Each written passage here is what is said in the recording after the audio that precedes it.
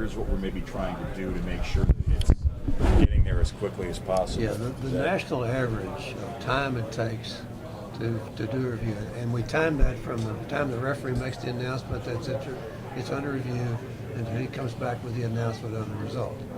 The national average is about 1 minute and 20 seconds. Now you get an outlier from time to time that's long, but a lot of them are 35 or 40 seconds. But the ones and one thing that's going to help us this year is the rule change that in targeting, the stands ruling will no longer be available. And so it's either going to be confirmed or it's going to be overturned. And they're going to take a little time because the replay official on targeting is charged with looking at all aspects of the play.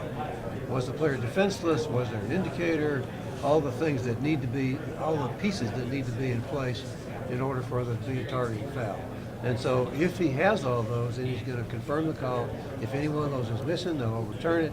And so I think that last year we had about 10% of the plays were stands. As far as on targeting. On targeting, yeah, yes. targeting.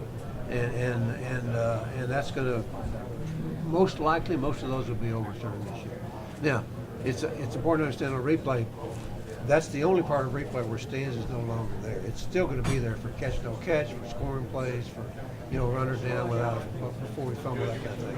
But the targeting will only have confirmed or overturned. And so that's going to help the timing as well. But the average time is still pretty good. I mean, and one of the things that the Mid-American Conference has pioneered with is this, as John called the play clock, where when you have a TV timeout and the guy comes out with a shot clock, so to speak, counts down, because the fans in the stadium felt, gosh, this is going on for 5 minutes. Well, it's 2.5 minutes. Everybody can see that it's counting down. So that's going to help the perception of the time that's lost as well as the reality of the time. Can you comment on the thought process behind the change in the targeting call? Yeah, the idea there is that it's such a serious penalty because when a player is disqualified from the game, and if it's a second half foul, he sits out the first half of the next game. And also we've got this progressive penalty where if he gets a third one in the season, then he's out the full next game, no matter when in the game it takes place. And so because the penalty is so serious, we felt like that we just needed to have more certainty about, was it a targeting foul, was it not? And so the role of instant replay has really evolved over time with the targeting foul. It's interesting, we very seldom get complaints about how the call was made on the field. The officials on the field, we very seldom hear any problem with the call on the field.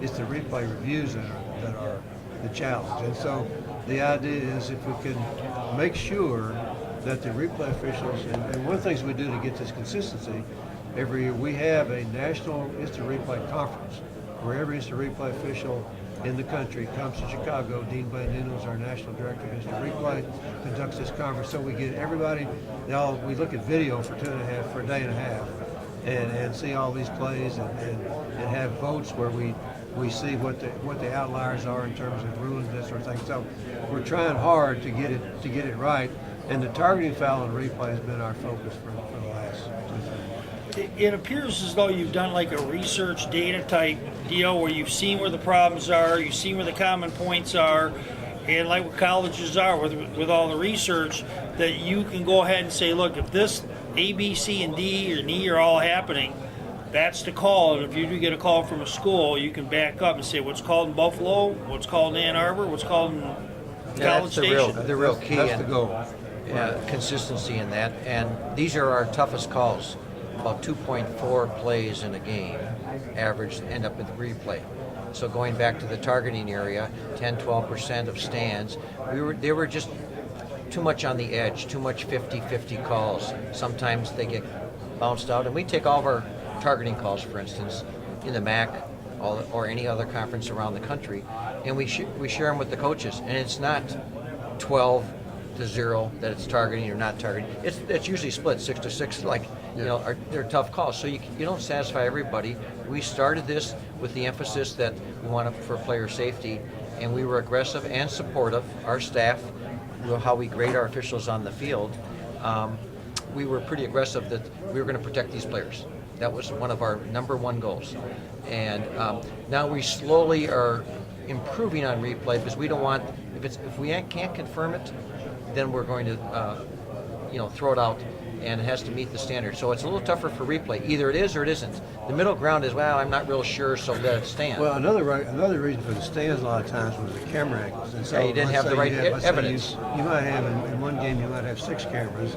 In the national championship game you might have 40 cameras. So Right. you get all these different angles. And a lot of times the best view you had gets taken out because you're straight line. Let's say another player's between the camera and the action, that sort of thing. So a lot of times the stands we just don't have a view.